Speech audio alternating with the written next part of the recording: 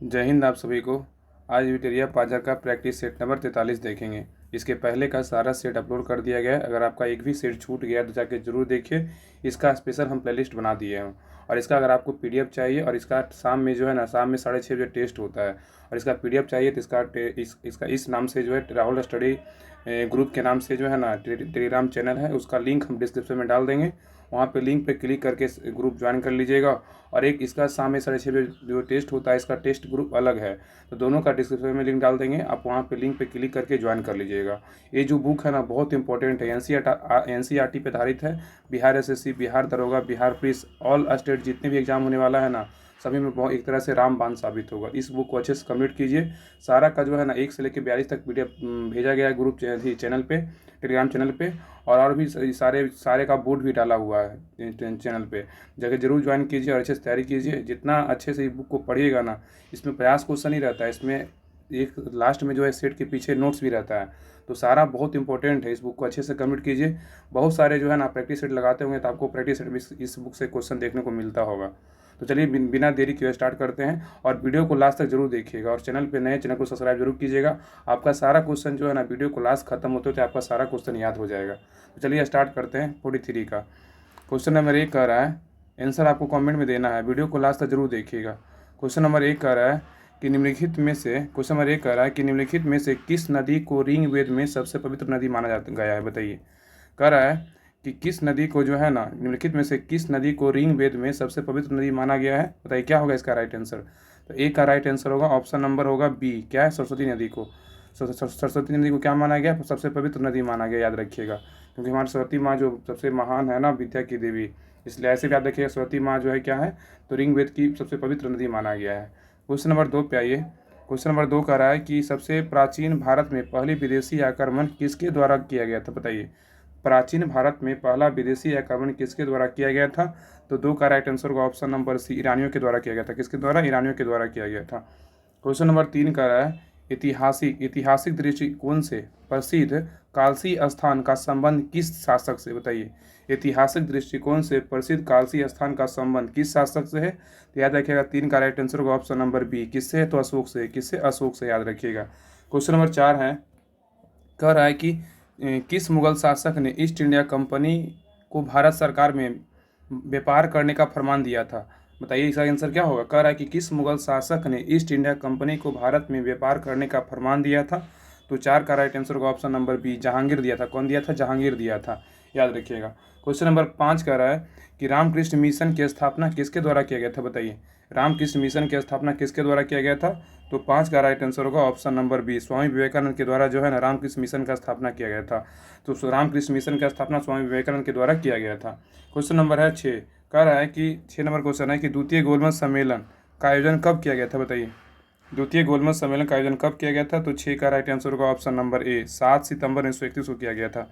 पहला 1931 में, पहला 1930 में, दूसरा 1931 में, तीसरा हुआ था 1932 में हुआ था। तो कह रहा है कि द्वितीय गोलमेज सम्मेलन का आयोजन कब किया गया था? तो 7 सितंबर 1931 में किया गया था। क्वेश्चन नंबर आइए 6 का राइट आंसर ऑप्शन नंबर ए सही है।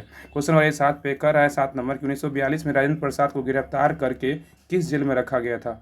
बताइए क्या होगा इसका राइट आंसर। कह रहा है कि 1942 में राजेंद्र प्रसाद को गिरफ्तार करके किस जेल में रखा गया था? तो 7 का राइट आंसर होगा option number C, Bankipur jail में रखा गया था। किस जेल में? तो बांकीपुर जेल में रखा गया था। क्वेश्चन नंबर 8 कह रहा है कि व्यक्तिगत सत्याग्रह में प्रथम सत्याग्रही किसे चुना गया था? बताइए क्या होगा इसका राइट आंसर। सभी क्वेश्चन जो है ना, बहुत इंपॉर्टेंट क्वेश्चन दिया है गया है इस बुक में। तो अच्छे से जो भी सेट आपका छूटा है ना, इसका जाके प्लेलिस्ट चेक कीजिए। और इसका पीडीएफ भी टेलीग्राम चैनल पर डाला हुआ है। अच्छे से रिवीजन कीजिए। जितना रिवीजन कीजिएगा आपका जितना फायदा होगा। और टेस्ट तो शाम में 6:30 बजे टेस्ट होता है, 7 बजे शाम में 6:30 बजे टेस्ट होता है। तो टेस्ट लगाया कीजिए। टेस्ट लगाने से क्या होगा ना, आपका कन्फ्यूजन दूर होगा। तो यही क्वेश्चन पे कर रहा है। क्वेश्चन नंबर 8 कर रहा है कि व्यक्तिगत सत्याग्रह पे प्रथम सत्याग्रही किसे चुना गया था? तो 8 का राइट आंसर होगा ऑप्शन नंबर डी। किसको चुना गया था? विनोबा भावे को चुना गया था। याद रखिएगा। क्वेश्चन नंबर 9 कर रहा है कि निम्नलिखित में से किसे मित्र मेला संघ की शुरुआत की थी? बताइए। निम्नलिखित में से किसने जो है ना, मित्र मेला संघ की शुरुआत की थी? तो 9 का राइट आंसर होगा option number B, B D. Savarkar ने किया था। तो मित्र मेला संघ की शुरुआत किसने किया था? बी.डी. सावरकर ने किया था। याद रखिएगा। क्वेश्चन नंबर है 10, कह रहा है कि भारतीय राष्ट्रीय कांग्रेस का 27वां अधिवेशन कहाँ हुआ था? बताइए। कह रहा है कि भारतीय राष्ट्रीय कांग्रेस का 37वां अधिवेशन कहाँ हुआ था, तो याद रखिएगा 10 का राइट आंसर का ऑप्शन नंबर बी, बांकीपुर में हुआ था। कहाँ हुआ था? बांकीपुर में हुआ था। क्वेश्चन नंबर 11 कह रहा है कि निम्नलिखित में से किसे भारतीय संघवाद को सहकारी संघवाद कहा था, बताइए क्या होगा। कह रहा है कि निम्नलिखित में से किसने भारतीय संघवाद को सहकारी संघवाद कहा था, तो 11 का राइट आंसर होगा ऑप्शन नंबर डी, जी ऑस्टिन ने कहा था। कौन कहा था? जी ऑस्टिन ने कहा था। वही क्वेश्चन नंबर 12 कर रहा है कि भारत के संविधान के अनुच्छेद 361 के अनुसार डैश के कार्यकाल के दौरान उनके खिलाफ अदालत में कोई आपराधिक कार्यवाही नहीं शुरू की जा सकती है, तो क्या होगा। तो 12 का राइट आंसर होगा ऑप्शन नंबर ए होगा, राज्यपाल। क्या होगा? राज्यपाल इसका राइट आंसर होगा। कह रहा है कि भारत के संविधान के अनुच्छेद 361 के अनुसार राज्यपाल के कार्यकाल के दौरान उसके उनके खिलाफ अदालत में कोई आपराधिक जो है ना कार्रवाई नहीं शुरू की जा सकती। जब तक कार्यकाल पे रह सकते हैं तब तक कोई जो है ना कार्यवाही नहीं शुरू की जा सकती है। इसका right answer option number A होगा। क्वेश्चन नंबर 13 पे आइए। क्वेश्चन नंबर 13 कह रहा है कि भारतीय संविधान का कौन सा अनुच्छेद छुआछूत उन्मूलन से संबंधित है, बताइए। कह रहा है कि भारतीय संविधान का कौन सा अनुच्छेद छुआछूत उन्मूलन से संबंधित है, तो 13 का राइट आंसर होगा ऑप्शन नंबर बी, अनुच्छेद कितना है? 17, अनुच्छेद 17 है। छुआछूत का अनुच्छेद 17 में है। क्वेश्चन नंबर 14 कह रहा है कि अंतर्राज्यीय परिषद का अध्यक्ष निम्न में से कौन होता है, बताइए। अंतर्राज्यीय परिषद का अध्यक्ष निम्न में से कौन होता है, तो 14 का राइट आंसर होगा ऑप्शन नंबर ए, प्रधानमंत्री होता है। कौन होता है? प्रधानमंत्री। अंतर्राज्यीय परिषद का अध्यक्ष निम्न में से कौन है, तो प्रधानमंत्री होता है, याद रखिएगा। क्वेश्चन नंबर 15 कह रहा है कि निम्न में से कौन लोकसभा अध्यक्ष निम्न में से कौन लोकसभा के अध्यक्ष पद हेतु शपथ दिलाता है। कह रहा है कि निम्न में से कौन लोकसभा अध्यक्ष को अध्यक्ष पद हेतु शपथ दिलाता है, तो 15 का राइट आंसर होगा ऑप्शन नंबर डी, उपयुक्त में से कोई नहीं। लोकसभा अध्यक्ष का जो है ना शपथ नहीं होता है, लेकिन लोकसभा का अध्यक्ष अगर त्यागपत्र देगा तो उपाध्यक्ष को देगा, और उपाध्यक्ष अगर त्यागपत्र देगा तो अध्यक्ष को देगा, दोनों एक दूसरे को देता है, लेकिन इसका शपथ जो है ना नहीं होता, याद रखिएगा। क्वेश्चन नंबर 16 का रहा है कि भूराष्ट्र एवं लोक व्यवस्था निम्न में से किस सूची का विषय है, बताइए। भूराष्ट्र एवं लोक व्यवस्था निम्न में से किस सूची का विषय है, तो 16 का राइट आंसर होगा ऑप्शन नंबर सी, क्या होगा? राज सूची का विषय है। किस सूची का विषय है? राज सूची का। क्वेश्चन नंबर 17 कह रहा है कि भारत में सर्वप्रथम किस राज्य को विशेष राज्य का दर्जा दिया गया था, बताइए। कह रहा है कि भारत में सर्वप्रथम किस राज्य को विशेष राज्य का दर्जा दिया गया था, तो 17 का राइट आंसर होगा ऑप्शन नंबर बी, असम को दिया गया था। किसको? असम को दिया गया था। क्वेश्चन नंबर 18 कह रहा है कि पंचायती राज का प्रमुख लक्ष्य क्या है, बताइए। पंचायती राज का प्रमुख लक्ष्य क्या है, तो 18 का राइट आंसर होगा ऑप्शन नंबर ए, ग्रामवासियों में शक्ति का विकेंद्रीकरण है। तो पंचायती राज का प्रमुख लक्ष्य क्या है, तो ग्रामवासियों में शक्ति का विकेंद्रीकरण है। क्वेश्चन नंबर 19 कह रहा है कि संसदीय विशेषाधिकार किस देश के संविधान से लिया गया, बताइए। संसदीय विशेषाधिकार किस देश के संविधान से लिया गया, तो 19 का राइट आंसर होगा ऑप्शन नंबर सी, ब्रिटेन से लिया गया। कहाँ से लिया गया? ब्रिटेन से लिया गया। क्वेश्चन नंबर 21 पे आइए। कह रहा है 21 नंबर क्वेश्चन कर रहा है कि निम्नलिखित में से कौन तृतीय क्षेत्र का भाग है, बताइए। निम्नलिखित में से कौन सा जो है ना तृतीय क्षेत्र का भाग है, तो 20 का राइट आंसर होगा ऑप्शन नंबर डी, विद्युत जो है तृतीय क्षेत्र का भाग, याद रखिए। विद्युत जो है किस क्षेत्र का भाग है? तृतीय क्षेत्र का भाग है। क्वेश्चन नंबर 21 कह रहा है कि अर्थशास्त्र में उत्पादन का अर्थ क्या है, बताइए। अर्थशास्त्र में उत्पादन का अर्थ क्या है, तो 21 का राइट आंसर होगा ऑप्शन नंबर बी, उपयोगिता है। क्या है? उपयोगिता, याद रखिएगा। क्वेश्चन नंबर आइए 22। क्वेश्चन नंबर 22 कह रहा है कि निम्नलिखित में से कौन साख निर्धारण एजेंसी क्रेडिट रेटिंग एजेंसी नहीं है, बताइए। कह रहा है कि निम्नलिखित में से कौन साख निर्धारण एजेंसी नहीं है, तो 22 का राइट आंसर होगा ऑप्शन नंबर डी, केयर नहीं है, लेकिन क्रिसिल है, ICRA है, IFCI है, लेकिन केयर नहीं है। क्वेश्चन नंबर 23 कह रहा है कि भारत में जिंसो मतलब कंपोजिट के निर्यात की श्रेणी है, बताइए क्या होगा। भारत में जिंसो कमोडिजिट के निर्यात की श्रेणी है, तो 23 का राइट आंसर होगा ऑप्शन नंबर डी, उपयुक्त सभी है। क्या उपयुक्त सभी?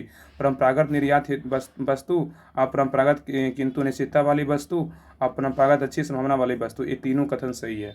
क्वेश्चन नंबर 24 कह रहा है कि महारत्न कंपनी गेल की स्थापना कब किया गया था, बताइए। बहुत अच्छा क्वेश्चन है, बहुत बार प्रैक्टिस सेट में आते रहता है। महारत्न कंपनी गेल की स्थापना कब किया गया था, तो 24 का राइट आंसर होगा ऑप्शन नंबर सी, 1984 में किया गया था। कब किया गया था? 1984 में।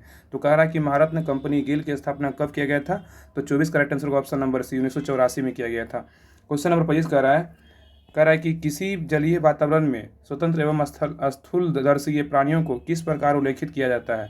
कह रहा है कि किस जलीय वातावरण में स्वतंत्र एवं स्थूलदर्शी प्राणियों को किस प्रकार उल्लेखित किया जाता है, तो 25 का राइट आंसर होगा ऑप्शन नंबर डी, तर्नक किया जाता है। क्या जाता है? तर्नक याद रखिएगा। क्वेश्चन नंबर 26 कह रहा है कि बालपक्रम राष्ट्रीय उद्यान किस राज्य में स्थित है, बताइए।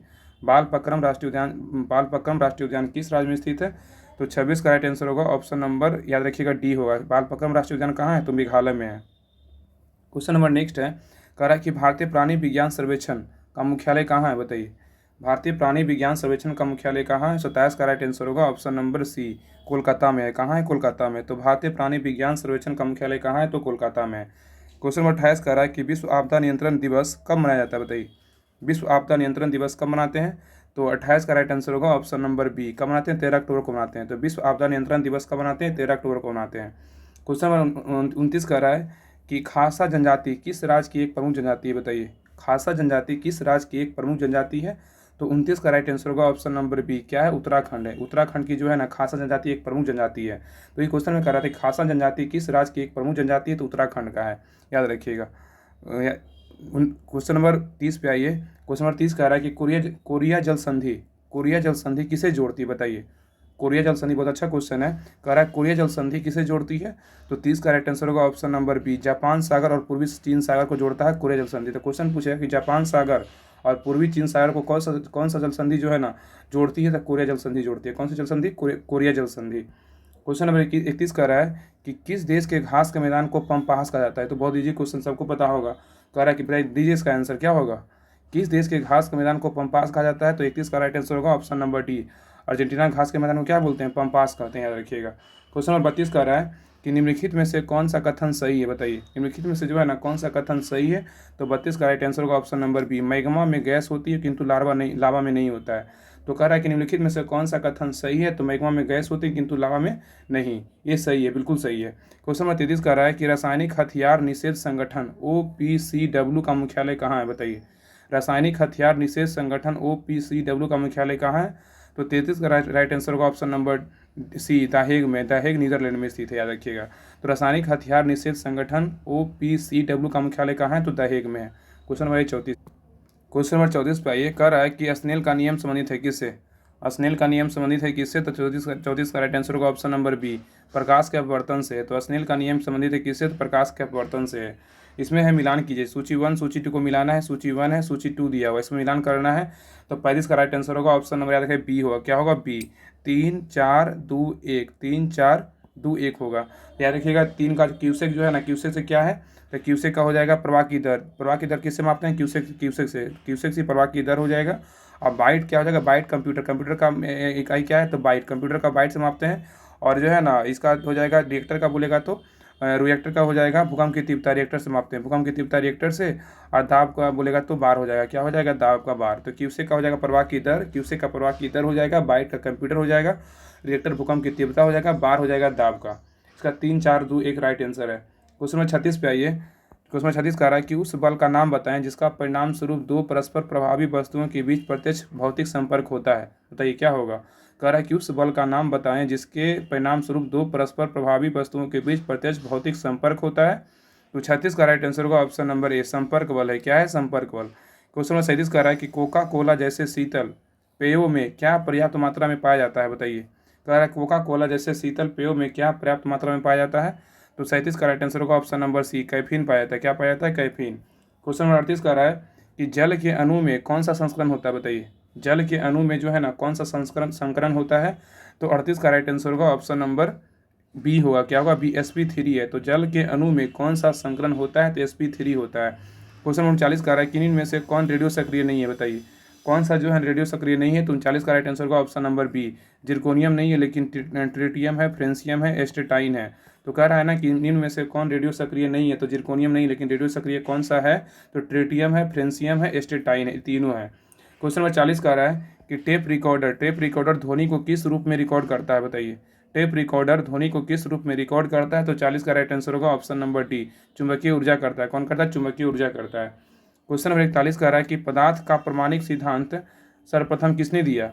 पदार्थ का प्रमाणिक सिद्धांत सर्वप्रथम किसने दिया? तो 41 का राइट आंसर होगा option number B, John Dalton दिया। कौन दिया? John Dalton. क्वेश्चन नंबर 42 कह रहा है कि कोशिका में ग्लूकोज का ऑक्सीकरण कहाँ होता है? बताइए, बहुत अच्छा क्वेश्चन है। कह रहा है कोशिका में ग्लूकोज का ऑक्सीकरण कहाँ होता है? तो 42 का राइट आंसर होगा ऑप्शन नंबर बी, माइटोकॉन्ड्रिया में होता है। कहाँ होता है? माइटोकॉन्ड्रिया में। तो कोशिका में ग्लूकोज का ऑक्सीकरण कहाँ होता है? तो माइटोकॉन्ड्रिया में होता है। क्वेश्चन नंबर 43 कह रहा है कि पादप जगत में निम्नलिखित व्यक्तियों में से कौन सा मुख्यतः जलीय है? व्यष्टियों में। कह रहा है कि पादप जगत में निम्नलिखित व्यष्टियों में से कौन सा मुख्यतः जलीय है? तो 43 का राइट आंसर होगा ऑप्शन नंबर बी, शैवाल है। क्या है? शैवाल। क्वेश्चन नंबर आइए क्वेश्चन नंबर 44 कह रहा है कि परिपक्व दृढ़तोक कोशिकाओं में क्या होता है। तो परिपक्व दृढ़तोक कोशिकाओं में, तो 44 का राइट आंसर होगा ऑप्शन नंबर डी, काष्ठीय भित्ति होती है और ये मृत होती है। तो परिपक्व दृढ़तोक कोशिकाओं में काष्ठीय भित्ति होती है और ये मृत होती है। क्वेश्चन नंबर 45 कह रहा है कि पेनिसिलिन जैसा प्रतिजैविक रोकता है किसको। पेनिसिलिन जैसा प्रतिजैविक रोकता है, तो 45 का राइट आंसर होगा ऑप्शन नंबर बी, जीवाणु में आरएनए संश्लेषण रोकता है। तो पेनिसिलिन जैसा प्रतिजैविक रोकता है, तो जीवाणु में आरएनए संश्लेषण रोकता है। नेक्स्ट है क्वेश्चन नंबर 46 कह रहा है कि एंटी ड्यूरेटिक हार्मोन निम्नलिखित में से कहाँ से स्रावित होता है। एंटी ड्यूरेटिक हार्मोन निम्नलिखित में से कहाँ से स्रावित होता है। तो 46 का राइट आंसर होगा ऑप्शन नंबर डी, पश पीयूषिका से होता है। किससे होता है, पश पीयूषिका से होता है। 46 का right answer option number D सही है। क्वेश्चन नंबर 47 पे कह रहा है कि इनमें में से कौन सा कमरे के ताप पर एक अभिलाषणिक गंध युक्त हरी पीली गैस के रूप में होती है। कह रहा है कि इनमें से कौन सा कमरे के ताप पर एक अभिलाषणिक गंध युक्त हरी पीली गैस के रूप में होती है। तो 47 का राइट आंसर होगा ऑप्शन नंबर क्या होगा, बी होगा। 47 का ऑप्शन नंबर डी होगा, सॉरी डी होगा, क्लोरीन होगा, क्लोरीन। तो कह रहा है कि इनमें से कौन सा कमरे के ताप पर एक अभिलाषणिक गंध युक्त हरी पीली गैस के रूप में होती है। तो क्लोरीन होता है। क्वेश्चन नंबर 48 पे आइए, कह रहा है कि निम्नलिखित में से कौन सा एक तंत्रिका तंत्र हमारे शरीर की आश्रयदाता प्रणाली है। बताइए, निम्नलिखित में से कौन सा एक तंत्रिका तंत्र हमारे शरीर की आश्रयदाता प्रणाली है। तो 48 का राइट आंसर होगा ऑप्शन नंबर बी, क्या है, तो पैरासिम्पैथेटिक तंत्र है। क्या है, पैरासिम्पैथेटिक तंत्र है, याद रखिएगा। क्वेश्चन नंबर 49 कर रहा है, सेकंड लास्ट क्वेश्चन कर रहा है कि केसर मसाला बनाने के लिए पौधे का नीम में से कौन सा भाग उपयोग में लाया जाता है। बताइए क्या होगा। केसर मसाला बनाने के लिए पौधे का नीम में से कौन सा भाग उपयोग में लाया जाता है। तो 49 का राइट आंसर होगा ऑप्शन नंबर सी, बत्रिकाग्र लाया जाता है। कौन लाया जाता है, बत्रिकाग्र, याद रखिएगा। क्वेश्चन नंबर लास्ट कर रहा है कि फुफ्फुस धूलियमता से ग्रसित वे ग्रसित होते हैं जो निम्न उद्योगों में काम करते हैं। कह रहा है कि फुफ्फुस धूलियमता से वे लोग ग्रसित होते हैं जो निम्न उद्योगों में काम करते हैं। कहाँ काम करते हैं, तो प्रयास का राइट आंसर होगा ऑप्शन नंबर बी, कोयला खनन उद्योग में काम करते हैं। जो किस रोग से ग्रसित होते हैं, तो फुफ्फुस धूलियमता से रोग से ग्रसित होते हैं, याद रखिएगा। अब आइए स्मरणीय तत्व, ये जो नोट्स हर सेट के पीछे तो नोट दिया रहता है ना, बहुत इंपॉर्टेंट दिया रहता है, इसको अच्छे से देखिएगा। इस बुक को ना अच्छे से आप कंप्लीट कर लीजिए, अच्छे से 1 से लेकर 100 तक मेरा टारगेट है कि डेली एक सेट कंप्लीट करना है। तो आप लोग को भी जो है ना, जो सेट छूटा है ना, जाके कंप्लीट कीजिए, प्लेलिस्ट बना हुआ चेक कीजिए, और पीडीएफ भी टेलीग्राम चैनल पर डाला हुआ, और जाके टेस्ट भी लगाइए। टेस्ट ग्रुप अलग है, टेस्ट ग्रुप दोनों ग्रुप ज्वाइन कीजिए, बहुत ही आपको जो है लाभदायक होगा।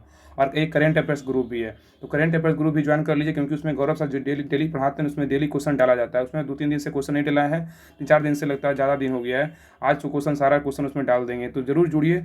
जो भी टेलीग्राम हम डिस्क्रिप्शन में लिंक डाल देंगे, सब सारे चैनल जो है ना ग्रुप से जुड़ जाइए। एक पीडीएफ ग्रुप है, एक टेस्ट ग्रुप है, एक करेंट अफेयर्स ग्रुप है, तो तीनों से जरूर जुड़िएगा। तो क्वेश्चन यहाँ पे स्मरणीय तत्व पॉइंट नंबर 1 कह रहा है कि भारत का सबसे ऊंचा जलप्रपात कौन सा है। तो कुंचिकल जलप्रपात है। कितना मीटर है, 455 मीटर ऊंचाई है। तो कह रहा है कि भारत का सबसे पूछेगा क्वेश्चन कि भारत का सबसे ऊंचा जलप्रपात कौन सा है। तो कुंचिकल जलप्रपात है, जो किसका कितना ऊंचाई है, 455 मीटर ऊंचाई है। नेक्स्ट है भारचुक्की एवं बालमुरी जलप्रपात स्थित है कहाँ। तो कर्नाटक में स्थित है। कहाँ है, कर्नाटक में। याद रखिए कि भारचुक्की एवं बालमुरी जलप्रपात स्थित है कहाँ, तो कर्नाटक में है। बिहार जलप्रपात स्थित है कहाँ, राजस्थान में। बिहार जलप्रपात कहाँ स्थित है, राजस्थान। कितना कंफ्यूजन क्वेश्चन लग रहा है कि बिहार जलप्रपात पूछा है तो बिहार में होगा, लेकिन नहीं, राजस्थान में, याद रखिएगा। और गोका जलप्रपात स्थित है कहाँ, तो कर्नाटक में। गोका जलप्रपात कहाँ स्थित है, कर्नाटक में। दूध सागर जलप्रपात स्थित है कहाँ, तो गोवा में। दूध बोलेगा तो गोवा। तो भारत का सबसे ऊंचा जलप्रपात बोलेगा तो कुचिकल जलप्रपात हो जाएगा, इसका 455 मीटर ऊंचाई है। भारोकी एवं बालमुरी जलप्रपात स्थित है कर्नाटक में। बिहार जलप्रपात स्थित है राजस्थान में। गोका जलप्रपात स्थित है कर्नाटक में। और दूध सागर जलप्रपात स्थित कहाँ है, तो गोवा में स्थित है, याद रखिएगा। दूध सागर गोवा, गोका बोलेगा कर्नाटक, बिहार तो राजस्थान, भारचुक्की बालमुरी तो कर्नाटक, याद रखिएगा। अब ये नेक्स्ट लाइन नेक्स्ट कर रहा है कि भारत की जलवायु कैसी है, तो उष्णकटिबंधीय मानसूनी है। भारत की जलवायु कैसी है, उष्णकटिबंधीय मानसूनी है। नेक्स्ट कर रहा है भारत में सर्वाधिक वर्षा होती है दक्षिण पश्चिम मानसून में होता है। भारत में सर्वाधिक वर्षा होती है दक्षिण पश्चिम मानसून में होती है। और नेक्स्ट है भारत में जाड़े के दिनों में तमिलनाडु के तटों पर वर्षा होती है तो उत्तरी पूर्वी मानसून से होता है। तो भारत में जाड़े के दिनों में तमिलनाडु के तटों पर वर्षा होती है, उत्तरी पूर्वी मानसून में होती है। नेक्स्ट कह रहा है कि भारत में सर्वाधिक क्षेत्र में पाई जाने वाली मिट्टी कौन सी है, जलोढ़ मिट्टी है। कौन सी जलोढ़ मिट्टी, जलोढ़ मिट्टी है। भारत में सर्वाधिक क्षेत्र में पाई जाने वाली मिट्टी कौन सी, जलोढ़ मिट्टी है। और जलोढ़ मिट्टी में जो है ना पोटास की मात्रा क्या होता है, अधिक होता है। क्वेश्चन पूछेगा कि किस मिट्टी में जो है ना पोटास की मात्रा अधिक होता है, जलोढ़ मिट्टी, याद रखिएगा। और जलोढ़ मिट्टी जो है ना भारत की सबसे उपजाऊ मिट्टी है। पूछेगा कि भारत की सबसे उपजाऊ मिट्टी कौन सी है, तो जलोढ़ मिट्टी, याद रखिएगा। और नेक्स्ट है पुराने जलोढ़ मिट्टी को ना बांगड़ कहते हैं, नई जलोढ़ मिट्टी को क्या कहते हैं, खादर कहते हैं। एक क्वेश्चन जो है ना दोनों शिफ्ट में बिहार से जो एग्जाम हुआ था 2023 में, ये दोनों शिफ्ट में पूछा था क्वेश्चन। एक था बांगड़ पूछा था, एक शिफ्ट में पूछा था खादर का पूछा था। ये दोनों क्वेश्चन जो है ना पूछा हुआ क्वेश्चन है बिहार एसआई में, इसलिए बहुत इंपॉर्टेंट है। नेक्स्ट कह रहा है कि किस मिट्टी का निर्माण बेसाल चट्टानों के टूटने फूटने से होता है, तो काली मिट्टी का। पूछेगा कि किस मिट्टी का निर्माण जो है ना बेसाल चट्टानों के टूटने फूटने से होता है, तो काली मिट्टी का। नेक्स्ट कह रहा है इनमें से जो है ना बेसाल काली मिट्टी में जो मैग्नीशियम एल्यूमिनियम आयरन की अधिक बहुलता होती है। मैग्नीशियम काली मिट्टी में जो होता है मैग्नीशियम एल्यूमिनियम आयरन की अधिक बहुलता होती है, और इस मिट्टी का जो काला रंग होता है टिटेनी फेरस मैग्नेटाइट की उपस्थिति के कारण होता है। क्वेश्चन पूछेगा काली मिट्टी का जो है ना काला रंग किसके कारण होता है, तो टिटेनी फेरस मैग्नेटाइट की उपस्थिति के कारण होता है। काली मिट्टी को ना रेगुर मिट्टी के नाम से भी जानते हैं, याद रखिए काली मिट्टी को किस नाम से जानते हैं, रेगुर मिट्टी के नाम से भी जानते हैं। और काली मिट्टी का सर्वाधिक विस्तार कहाँ है, तो महाराष्ट्र में है और गुजरात में है। तो काली मिट्टी का सर्वाधिक विस्तार कहाँ है, तो महाराष्ट्र और गुजरात में है। और कपास की खेती हेतु मिट्टी का प्रयोग किया जाता है, तो काली मिट्टी का जो है ना क से काली, क से कपासी। तो याद रखिए कपास की खेती के लिए जो है ना काली मिट्टी का बहुत ज़्यादा उपयोग होता है, प्रयोग किया जाता है। नेक्स्ट बोल रहा है किसकी उपस्थिति के कारण लाल मिट्टी का रंग लाल होता है, तो याद रखिएगा लॉ ऑक्साइड। अगर यहाँ पे बात करेगा ना कि किसकी उपस्थिति के कारण लाल मिट्टी का जो रंग होता है ना लाल होता है, किसके कारण, तो लॉ ऑक्साइड के कारण होता है। और लाल मिट्टी जो होता है लाल मिट्टी में आयरन सिलिका की बहुलता होती है। लाल मिट्टी में किसकी बहुलता होती है, तो आयरन एवं सिलिका की बहुलता होती है। और लाल मिट्टी को ना प्राकृतिक अम्लीय होती है, क्या होती है, प्राकृतिक अम्लीय होती है। नेक्स्ट कह रहा है कि विश्व में हरित क्रांति के जनक के रूप में जाना जाता है किसको, नॉर्मन ई बोरलॉग को।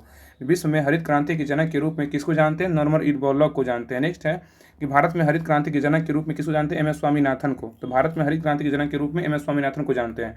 नेक्स्ट कर रहा है कि भारत में हरित क्रांति की शुरुआत कब हुआ था, 1967 से 68 के बीच हुआ था। भारत में हरित क्रांति की शुरुआत हुआ था जो 1967 से 68 के बीच हुआ था। नेक्स्ट कह रहा है कि भारत में श्वेत क्रांति की शुरुआत कब हुआ था, 1960 में। भारत में श्वेत क्रांति की शुरुआत कब हुआ था, 1960 में हुआ था। और नेक्स्ट कह रहा है कि भारत में श्वेत क्रांति के जनक के रूप में जानते हैं किसको, डॉक्टर वर्गीज कुरियन को। याद रखिएगा भारत में श्वेत क्रांति के जनक के रूप में किसको जानते हैं, डॉक्टर वर्गीज कुरियन को जानते हैं। नेक्स्ट कह रहा है कृषि क्षेत्र में हुई महत्वपूर्ण क्रांति, ये कौन सा क्रांति कब कब हुआ ना, किसमें हुआ, ये देखिए बहुत इंपॉर्टेंट है। याद रखिए हरित क्रांति किससे संबंधित है, तो खाद्यान्न उत्पादन से। हरित क्रांति बोलेगा तो खाद्यान्न उत्पादन से। नीली क्रांति का संबंध किससे है, तो मत्स्य उत्पादन से। नीली क्रांति मत्स्य उत्पादन याद रखिएगा। रजत क्रांति बोलेगा तो अंडा उत्पादन। रजत बोलेगा तो अंडा उत्पादन। लाल क्रांति बोलेगा तो किससे है, तो मांस और टमाटर उत्पादन। लाल क्रांति मांस और टमाटर उत्पादन। भूरी क्रांति बोलेगा तो उर्वरक उत्पादन, किससे है, तो उर्वरक उत्पादन। भूरी क्रांति उर्वरक उत्पादन। बादामी क्रांति बोले तो मसाला उत्पादन, किससे, मसाला उत्पादन। बादामी क्रांति मसाला उत्पादन। पीली क्रांति संबंध किससे, पीली पता ही सरसों का तेल, तिलहन उत्पादन याद रखिएगा। पीली क्रांति तिलहन उत्पादन। सुनहरी क्रांति बोलेगा तो फल उत्पादन। सुनहरी क्रांति तो फल उत्पादन। गोल क्रांति बोलेगा तो गोल कौन होता है, आलू, तो गोल क्रांति बोलेगा तो आलू उत्पादन। कृष्ण क्रांति तो बायोडीजल उत्पादन याद रखिएगा। फिर से एक बार देखिए, हरित क्रांति खाद्यान्न उत्पादन, नीली क्रांति मत्स्य उत्पादन, रजत क्रांति अंडा उत्पादन, लाल क्रांति मांस और टमाटर उत्पादन, मांस और टमाटर ऐसे भी लाल होता है। भूरी क्रांति उर्वरक उत्पादन, बादामी क्रांति मसाला उत्पादन, पीली क्रांति तिलहन उत्पादन, सुनहरी क्रांति फल उत्पादन, गोल क्रांति आलू उत्पादन, कृष्ण क्रांति बायोडीजल उत्पादन। तो ये सेट नंबर था 43 पूरी तरह से कंप्लीट हो गया है। और इसको अच्छे से वीडियो को लाइक जो है ना देखिए, पूरा रिवीजन कीजिए और ज़्यादा से ज़्यादा लाइक कीजिए, शेयर कीजिए, दोस्तों में शेयर कीजिए और बोलिए सब्सक्राइब करने के लिए, क्योंकि जितना आप शेयर कीजिएगा, सब्सक्राइबर बढ़ाइएगा ना, जितना आप हमको सपोर्ट कीजिएगा, हम आपको तैयारी करने में जितना मदद करेंगे। इसलिए ज़्यादा से ज़्यादा शेयर कीजिए, सभी दोस्तों में शेयर कीजिए और वीडियो को ज़्यादा से ज़्यादा जो है ना लाइक कीजिए। और सभी जितने भी इस चैनल पे वीडियो आता है ना, सभी वीडियो को देखा कीजिए, बहुत ज़्यादा आपको फायदा होगा। अभी हाल ही में जो है ना एक बिहार पुरस्कार देखिए ये आया है राहुल स्टडी ग्रुप, इसी चैनल पे जो है ना ये सारे बुक जो है ना ये देखिए करवाया जाएगा। इस सब का होमवर्क मिलेगा आप लोग को 2-2 3-3 पेज सब का होमवर्क दिया जाएगा। इसका जो है ना आप लोग होमवर्क दे देंगे, आप लोग पढ़ लीजिएगा। और इसका जो है ना यूट्यूब पे सारा डिस्कशन होगा सारे होमवर्क का, आप अच्छे से वीडियो को देखिएगा, आपका सारा जो है ना। और शाम में देखिए यहाँ पे सभी बुक का ग्रुप डिस्कशन वीडियो देखने के लिए आज ही सब्सक्राइब करें। इस चैनल को सब्सक्राइब सभी कर लीजिएगा जिस पे देख रहे हैं आप लोग। सभी जो भी जितने भी तैयारी करने वाले हैं सभी बता दिए कि बिहार पुलिस के लिए जो है ना एक तरह से होमवर्क सीरीज स्टार्ट किया जा रहा है। आप लोग को सभी जो बुक दिख रहे हैं ना, आपको सभी बुक से होमवर्क दिया जाएगा। और देखिए इस पे जो है ना इस ग्रुप में टेस्ट होता है, join test group number 1 group test series, इसी में टेस्ट होता है, इसमें टेस्ट होता है। आप इसका लिंक जो है डिस्क्रिप्शन में डाल देंगे, आप वहाँ पे क्लिक करके आप ज्वाइन कर लीजिएगा। देखिए 3 PM में जो है ना डेली बिहार पुलिस का फुल प्रैक्टिस सेट होता है, 3 PM इसी ग्रुप में होता है। और 7 PM में क्या होता है, जो भी हम पढ़ा रहे हैं यूटेरिया पाचर बुक का, इसी का आज टेस्ट होगा शाम में 7 PM में। कभी 6:30 बजे भी हो जाता है, कभी 7 बजे, लेकिन दोनों याद रखिए 6:30 बजे मतलब जो है 7 बजे फिक्स है। कभी कभी पहले भी हो सकता है, इसलिए दोनों इस समय होगा, एक 3 PM एक 7 PM यूटेरिया पाचर का बुक होगा। और देखिए होमवर्क PDF और टेस्ट देने के लिए ये जो है ना राहुल स्टडी ग्रुप, ये है चैनल है, ये टेलीग्राम चैनल ज्वाइन कर लीजिए। इसी में जो है PDF बोर्ड सारा जितने भी स्टडी मटेरियल रहता है ना, जिसमें इस सीरीज का जो होमवर्क आएगा इसी ग्रुप में आएगा। इसमें सिर्फ टेस्ट होता है, इसमें क्या है सभी प्रकार का जो होमवर्क दिया जाता है। इसको ज्वाइन कर लीजिएगा और लाइक से सब्सक्राइब जरूर कीजिएगा। तब तक जो है ना हम भी सोचेंगे कि हाँ और ज़्यादा मेहनत करें, आप लोग को ज़्यादा ज़्यादा जो है ना एक तरह से रिवीजन हो। और इससे ज़्यादा ना अगर आप इस चैनल पे अगर आप जुड़े हैं ना तो आपको बहुत ज़्यादा फायदा होगा, इससे आपको ज़्यादा भटकने की ज़रूरत है ही नहीं है। तो वीडियो को शेयर कीजिएगा, लाइक कीजिएगा, सब्सक्राइब जरूर कीजिएगा। तब तक के लिए जय हिंद। नेक्स्ट सेट का जो वीडियो कल देखते हैं।